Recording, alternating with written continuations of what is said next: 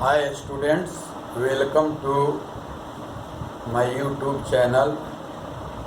We shall study about vapor pressure, molarity, mole fraction, etc.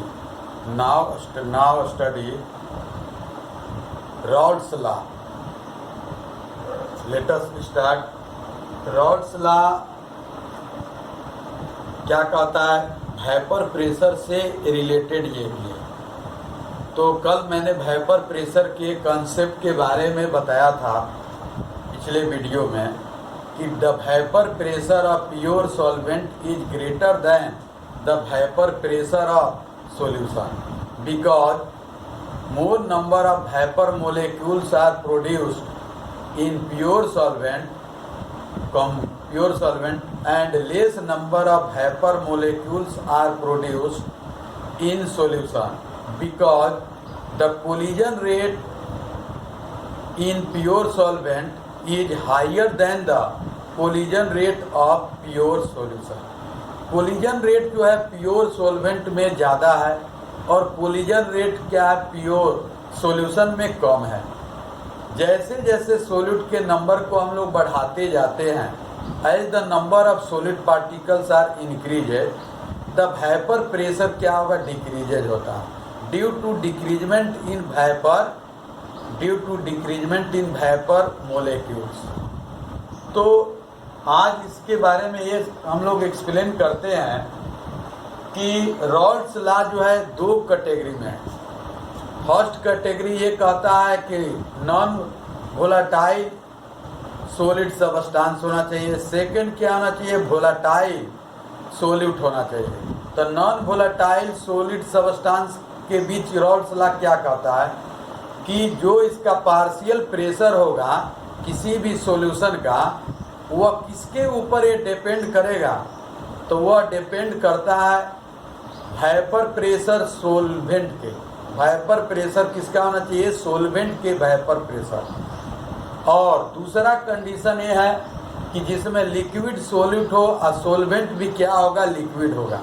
तो इसके आधार पर हम लोग कह सकते हैं कि फर्स्ट जो कंडीशन है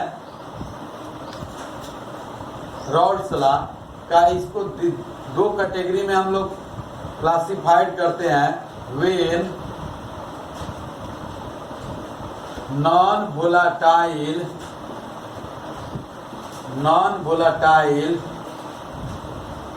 सॉलिड सॉल्यूट हो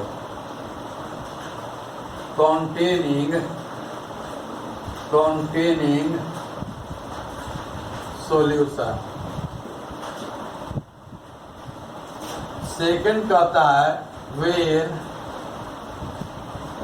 volatile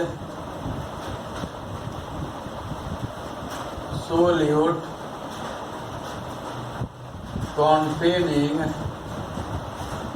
containing solution। दोनों क्या एक्सप्लेन करता है?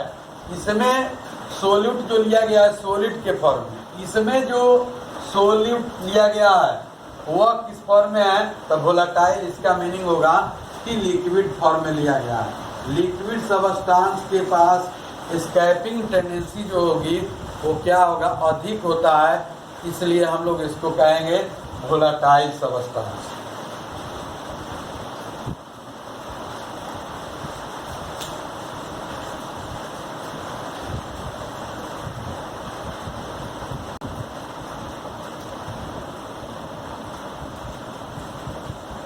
फर्स्ट केस एक्सप्लेन कर रहा है कि when non volatile solid containing solution. तो इसके बारे में रॉल्ट्स लॉ क्या किए? अलग अलग ये एक्सपेरिमेंट किए और after number of experiments we are observe. तो क्या वो ऑब्जर्व किए कि the partial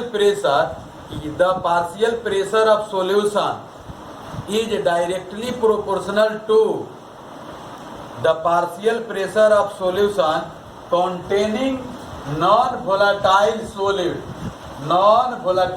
solute is directly proportional to the mole fraction of solvent, directly proportional to the mole fraction of solvent.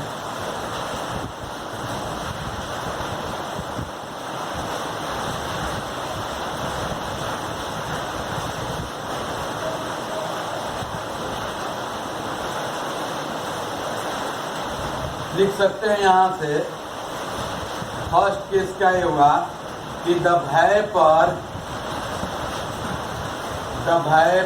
Pressure of solution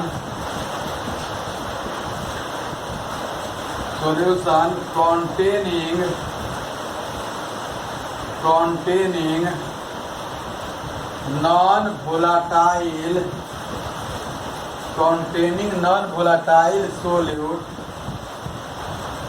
is directly proportional to mole fraction of solvent।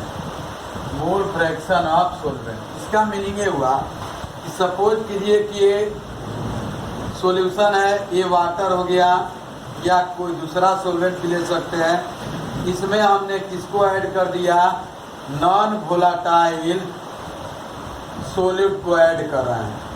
तो vapour pressure किसके द्वारा develop होगा, solid substance के द्वारा vapour pressure का development नहीं होता। तो वाटर जो है वह किस स्टेट में, लिक्विड स्टेट में है। जब इसके टेम्परेचर में इंक्रीजमेंट होगी तो क्या करेगा कि ये वेपर मोलेक्यूल का यह क्या करेगा, प्रोडक्शन करता है। ये वेपर मोलेक्यूल किसके द्वारा बनेगा, ये वेपर मोलेक्यूल जब भी बनेगा तो इस वाटर के एस्केपिंग के कारण ही बनेगा। और यह वेपर मोलेक्यूल क्या करेगा, इसके ऊपर प्रेशर अप्लाई करेगा, इसके ऊपर प्रेशर, ये इधर से एस्केप करेगा, वेपर मोलेक्यूल बनेगा। यह वेपर मोलेक्यूल क्या करता है कि प्रेशर या सरफेस पर अप्लाई करेगा, तो इसके आधार पर क्या होगा, कैसा डेवलप करेगा, तो वेपर प्रेशर डेवलप करेगा। अब यहाँ यह समझना है कि सोलवेंट का अमाउंट जितना ही ज़्यादा हो और उसके पास एस्केपिंग टेंडेंसी जितना ही अधिक होगी, उस कंडीशन में उसका वेपर प्रेशर भी क्या होगा, अधिक होगा।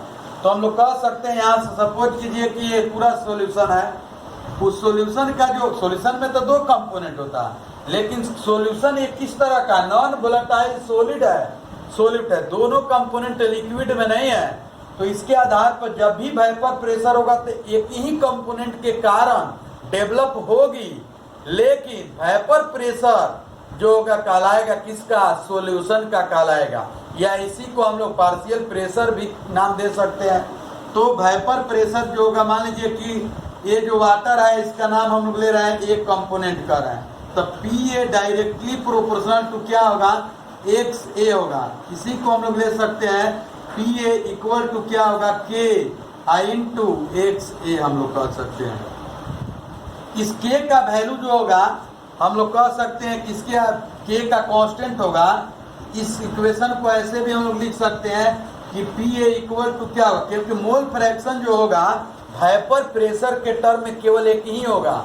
तो पार्शियल प्रेशर और वेपर प्रेशर में कोई यह डिफरेंस नहीं हो सकता है। तो के जगह कांस्टेंट है, यहाँ हम लोग ले सकते हैं पी नॉट ए इंटू क्या लिख सकते हैं, केवल एक से, केवल एक ही कंपोनेंट इसमें मिलेगा। तो यह पहला केस हुआ कि P A equal to P not A into X ए।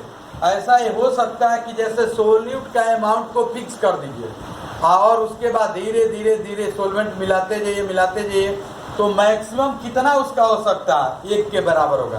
केवल एक ही कंपोनेंट होगा, है तो दो कंपोनेंट, एक लिक्विड फॉर्म में एक सॉलिड फॉर्म में है। तो वेपर प्रेशर सॉलिड के कारण डेवलप नहीं हो सकता है। जब भी वेपर प्रेशर डेवलप होगा तो किसके कारण डेवलप होगा, तो लिक्विड जो सॉल्वेंट लिया गया है उसके द्वारा ये डेवलप होगा। तो इसके आधार पर हम लोग कह सकते हैं कि P A directly proportional to X A, P A equal to K into क्या होगा, एक्स ए होगा। अब इसका हम लोग ग्राफ खींच सकते हैं कि एक्स ए और पार्शियल प्रेशर या वेपर प्रेशर जो मिलेगा सॉल्यूशन का, उसके बीच कैसा रिलेशन मिलता है, तो स्ट्रेट लाइन का मिलेगा।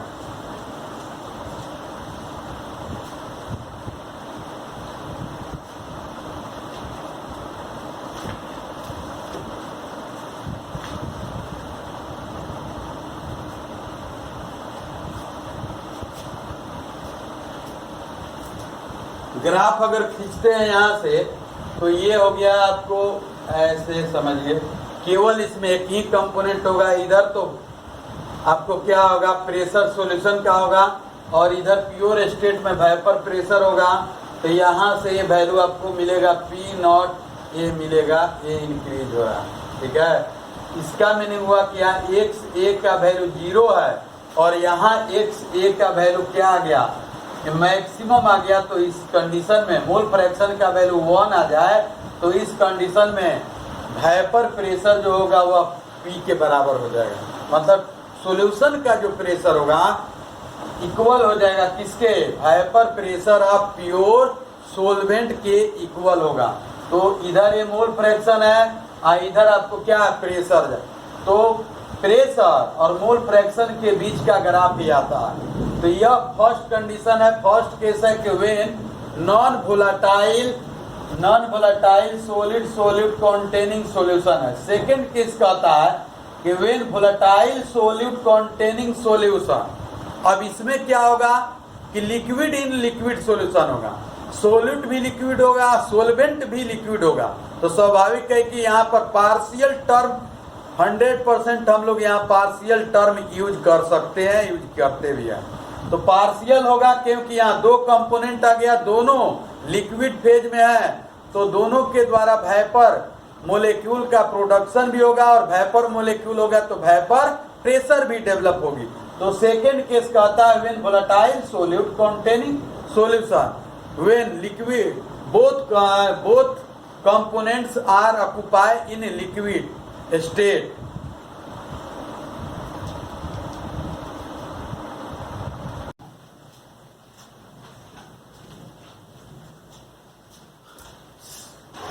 सेकंड केस कह रहा है कि when volatile solute containing solution, मतलब दोनों कंपोनेंट किस स्टेट में है, तो लिक्विड स्टेट में है। अब सपोज कीजिए कि इस कंडीशन में रॉल्स लॉ का क्या स्टेटमेंट है, कहता है कि the partial pressure of each component, the partial pressure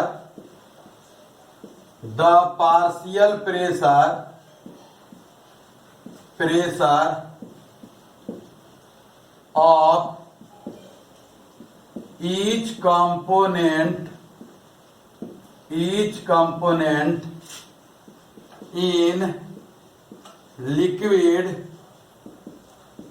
liquid solution is equal to the product of vapour pressure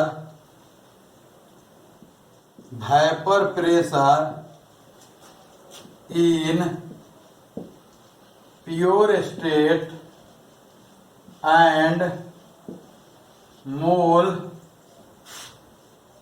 fraction of each component. ये सेकेंड स्टेटमेंट कर रहा है कि the partial pressure of each component in liquid solution is equal to the product of vapour pressure in pure state and mole fraction of each component equal to the product, मतलब vapour pressure pure state में जो mole fraction होगा उसका जो product होगा उसके equal होगा। Suppose कीजिए कि दो तरह का आपके पास दिया हुआ है लिक्विड सब्सटेंस, ठीक है। एक कंपोनेंट को ए मान लीजिए, दूसरे कंपोनेंट को बी मान लीजिए। तो इसके आधार पर जो सॉल्यूशन होगा, तो सॉल्यूशन में दोनों का वेपर मोलेक्यूल भी होगा, वेपर प्रेशर भी डेवलप होगा। तो इसके आधार पर हम लोग इसको ऐसे समझ सकते हैं कि यहां से मान लीजिए कि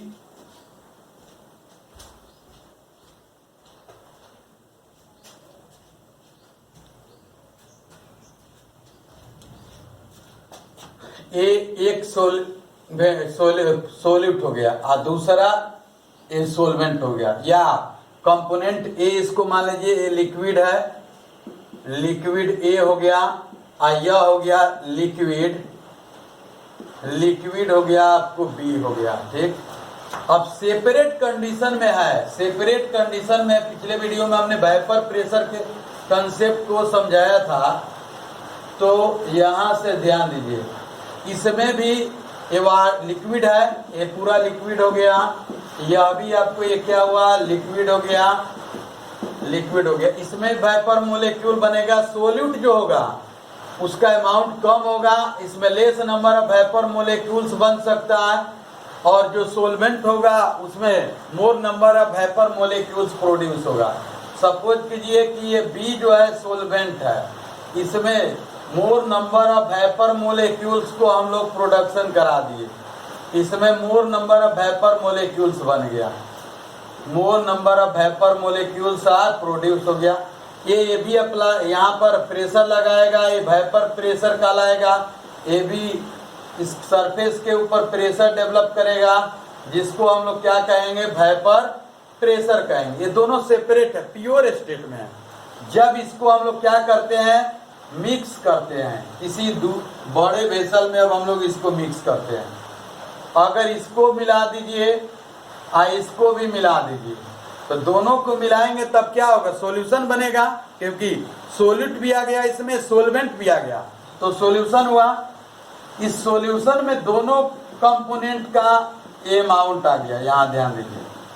अब जो वेपर मोलेक्यूल जो बनेगा, इसमें दोनों लिक्विड सबस्टेंस का क्या होगा, वेपर मोलेक्यूल बनेगा। तो स्वाभाविक है कि यहाँ पार्शियल टर्म हम लोग यूज करेंगे, क्योंकि पार्शियल जो होगा तभी यूज करते हैं जहाँ कम से कम दो कंपोनेंट होता हो, दो कंपोनेंट जहां भी अवेलेबल हो वहां हम लोग पार्शियल टर्म यूज करते हैं कि इस कंपोनेंट का कितना अपना पार्शियल प्रेशर हुआ, इस कंपोनेंट का अपना कितना पार्शियल प्रेशर हुआ। तो दोनों कंपोनेंट का ये वेपर मोलेक्यूल है, प्रेशर भी लगेगा तो दोनों मोलेक्यूल के द्वारा। तो इसके आधार पर ये रॉल्स लॉ का स्टेटमेंट कहता है कि the partial pressure of each component, मतलब ये लिक्विड इन लिक्विड सॉल्यूशन है, इसमें दोनों कंपोनेंट का जो सॉल्यूशन, दोनों कंपोनेंट के द्वारा जो सॉल्यूशन बना, तो इसमें प्रत्येक कंपोनेंट का जो पार्शियल प्रेशर होगा वह किसके बराबर होगा, तो कह रहा कि the product of vapour pressure in pure state and mole fraction of each component, या दैट कंपोनेंट जिस कंपोनेंट का निकाल रहा है।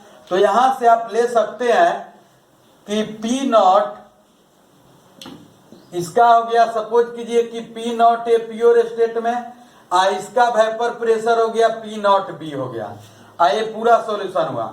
तो हम लोग लिख सकते हैं कि P A directly proportional to, या इक्वल भी ले सकते हैं डायरेक्ट, तो यहां से हम लोग ऐसे भी ले सकते हैं कि P A equal to P not A into X A आ जाएगा।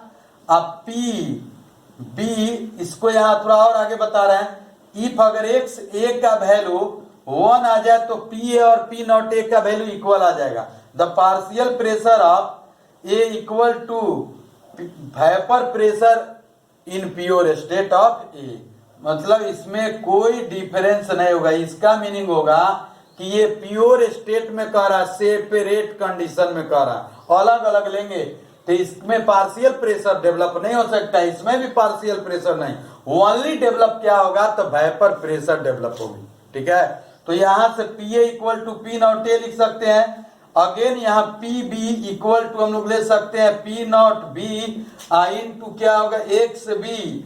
अब पी, अगर एक्स बी का वैल्यू, एक्स बी का वैल्यू अगर आप 1 लेते हैं, देन क्या आपको मिलेगा, पी बी इक्वल टू क्या मिल जाएगा, पी नॉट बी। इसका मीनिंग होगा कि if mole fraction, the value of mole fraction is maximum then no difference between partial pressure and vapour pressure in pure state, कोई डिफरेंस नहीं होगा। तो यहां से दोनों का पार्शियल प्रेशर निकल गया, पी ए का भी निकल गया, ए का भी निकल गया पी ए, अब बी का निकल गया पी बी। अब टोटल प्रेशर इक्वल टू हम लोग क्या लिख सकते हैं, पी टी इक्वल टू हम लोग लिख सकते हैं P A plus P B लिख सकते हैं।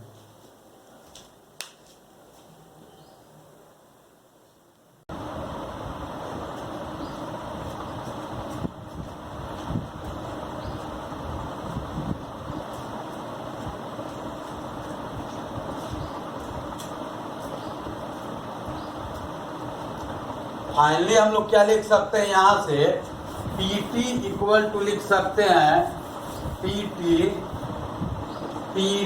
इक्वल टू लिख सकते हैं PA प्लस PB लिख सकते हैं, PA प्लस PB हो गया। इसके बाद यहाँ से देखिए PT equal to PA plus PB, P not A into XA plus P not B into XB, PT equal to ये आ गया एक फार्मूला। तो ये हुआ न्यूमेरिकल बनाने के लिए। दूसरा ये होगा XA और XB, XA as we know that XA plus XB equal to 1 होता है। इस पूरे इक्वेशन को या तो XA के टर्म में XB को बदल दीजिए या XB के टर्म में XA को लाइए। तो यहाँ से आपको मिलेगा XB इक्वल टू क्या हो जाएगा XB का, तो 1 माइनस XA, मतलब मोल fraction of solute plus mole fraction of solvent का वैल्यू कितना लेते हैं, 1 के बराबर लेंगे, तो 1 माइनस XA हो गया। अब यहाँ से फाइनली हम लोग लिख सकते हैं PT equal to P not A into XA plus P not B into 1 minus XA। यहाँ से हम लोग फाइनली लिख सकते हैं, ये आपको फार्मूला मिल गया, ठीक है। अब यहाँ से हम लोग जब टोटल प्रेशर निकल जाएगा तो इसका हम लोग क्या करते हैं कि ग्राफ भी बना सकते हैं कि लिक्विड इन लिक्विड सॉल्यूशन का सेकंड जो केस कह रहा है रॉड्स लॉ, तो इसका ग्राफ जो बनेगा इसको समझिएगा, ध्यान दीजिएगा। इस ग्राफ के द्वारा हम लोग क्या करेंगे, अगले टॉपिक में जो आइडियल और नॉन आइडियल सॉल्यूशन स्टडी करते हैं, तो on the basis of rods law कि जो ऑबे करता है उसको आइडियल सॉल्यूशन कहेंगे, not obey non ideal solution नाम देते हैं। तो जैसे ग्राफ यहाँ भी स्ट्रेट लाइन के रूप में ग्राफ मिला, ओरिजिन से क्रॉस किया था, तो वहां पर केवल एक ही सोलवेंट था लिक्विड स्टेट में, solute is not in liquid state. Solute क्या था, सॉलिड स्टेट में था। इसके आधार पर हम लोग कह सकते हैं, यहाँ पर दोनों है तो इसका हम लोग बनाएंगे, तो जो सोल्यूट है उसका कम वेपर मोलेक्यूल, उसका वेपर प्रेशर कम, उसका वेपर प्रेशर कम, पार्शियल प्रेशर भी कम होगी। अब सपोज कीजिए कि इधर हम लोग मान लीजिए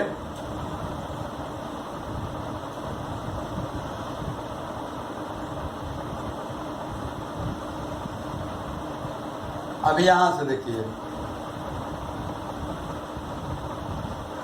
XA का वैल्यू यहाँ 0 ले रहे हैं, यहाँ XA का वैल्यू हम लोग 1 कंसीडर कर रहे हैं, ठीक। यहाँ XB का वैल्यू हम लोग 0, यहाँ XB का वैल्यू हम लोग कंसीडर कर रहे हैं 1, ठीक है। अब XA का वैल्यू 0 है तो इसका वेपर प्रेशर भी क्या होगा, 0 होगा। जैसे जैसे बढ़ाते जाएंगे तो मैक्सिमम कितना के बराबर 1। देखिए यहाँ से इसका मीनिंग ये हुआ कि धीरे धीरे एक कंपोनेंट का अमाउंट बढ़ते जा रहा है और मैक्सिमम पर चला गया। तो XA का वैल्यू देखिए, यहाँ XA का वैल्यू जब 1 आया है तो PA इक्वल टू क्या मिला, P नॉट A। यहाँ सेम केस है कि XB का वैल्यू 1, तो मोल फ्रैक्शन का वैल्यू 1 से अधिक कभी भी नहीं होता है।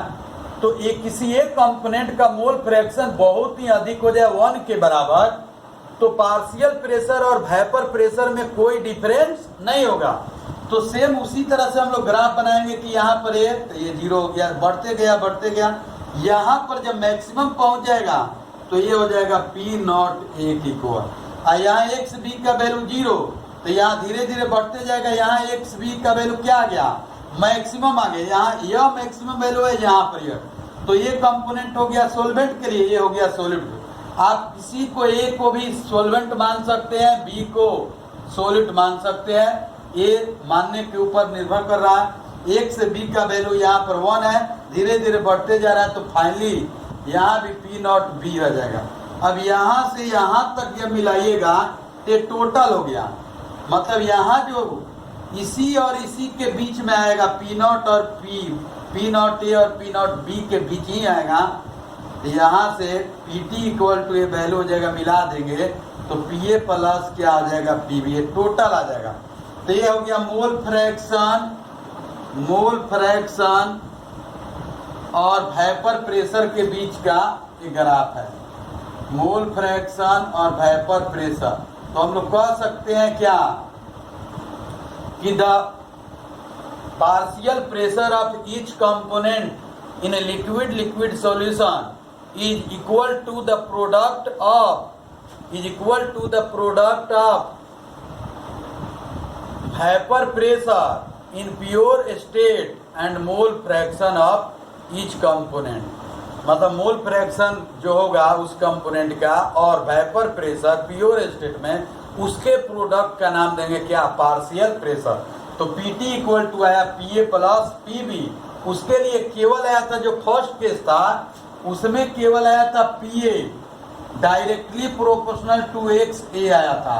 इसका कॉज ये था कि उसमें केवल एक ही कंपोनेंट लिक्विड फेज में था, इसमें दोनों कंपोनेंट लिक्विड फेज में है, इसलिए क्या मिलेगा, Pa भी मिलेगा और Pb भी मिलेगा।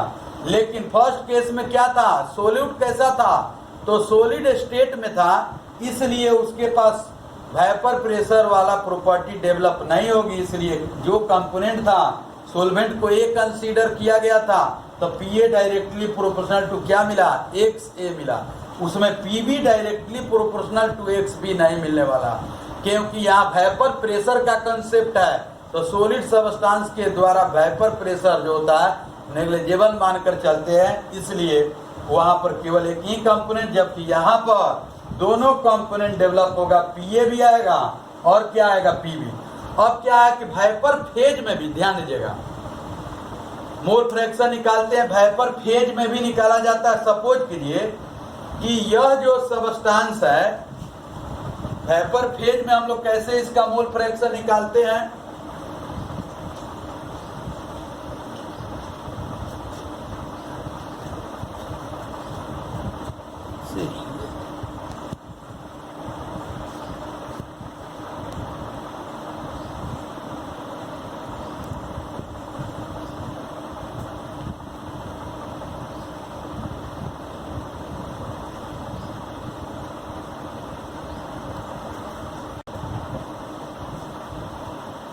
अब वेपर प्रेशर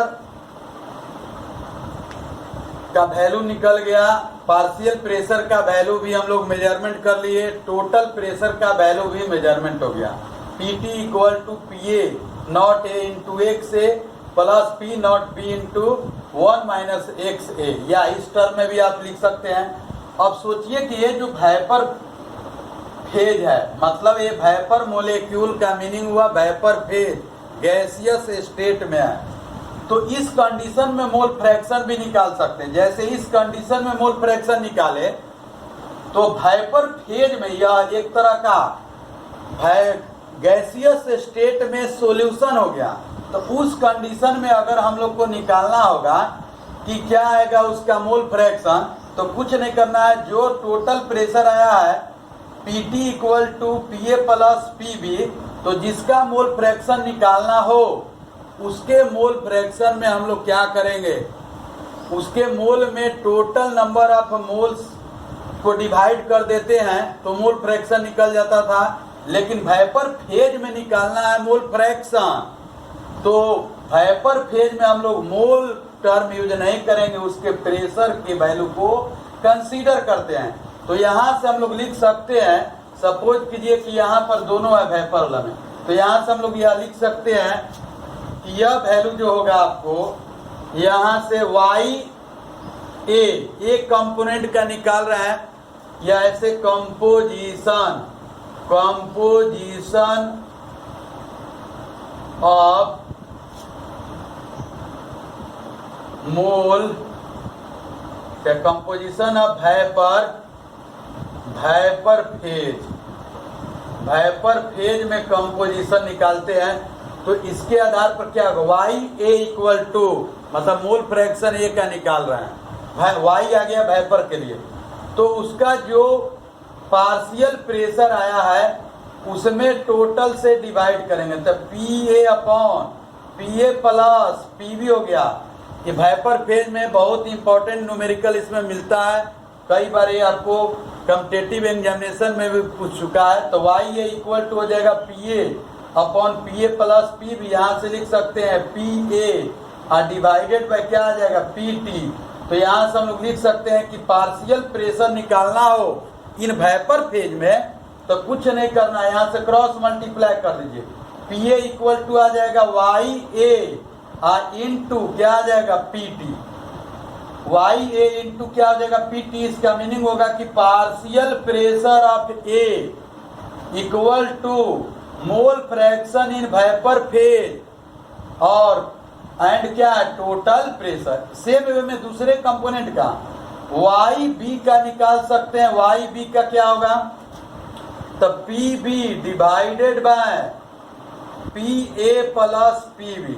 मोल फ्रैक्शन या फ्रैक्शन किसी भी कंडीशन में निकालने हम लोग तो टोटल वैल्यू उसके पार्टिकुलर वैल्यू में टोटल वैल्यू से डिवाइड करने पर क्या निकलता है मोल फ्रैक्शन निकल जाता है। ये पार्शियल प्रेशर के टर्म में है। तो यहाँ से हम लोग लिख सकते हैं वो पी बी डिवाइडेड बाय क्या लिख सकते हैं पी टी। तो यहाँ से क्रॉस मल्टीप्लाई कर दीजिएगा तो क्या मिलेगा P B equal to Y B multiply क्या हो जाएगा पी टी हो जाएगा। यहाँ से वेपर फेज में दो मिल गया, पार्शियल प्रेशर और मोल फ्रैक्शन भी निकल गया। अब इसी के आधार पर आइडियल और नॉन आइडियल सॉल्यूशन के बीच हम लोग डिस्टिंग्विश करते हैं कि दो solution of a Raoult's law is known as is called हम लोग कहेंगे आइडियल सॉल्यूशन और not of a is called हम लोग कहेंगे not of a is called non ideal solution. जो रॉड्स लॉ को ऑबे करता है जो सॉल्यूशन जिस सॉल्यूशन के द्वारा पालन होगा उसका नाम देंगे आइडियल सॉल्यूशन। जो सॉल्यूशन इसका ऑबे नहीं करेगा उसका नाम देंगे क्या non ideal solution. Thanks, please subscribe my video and like it.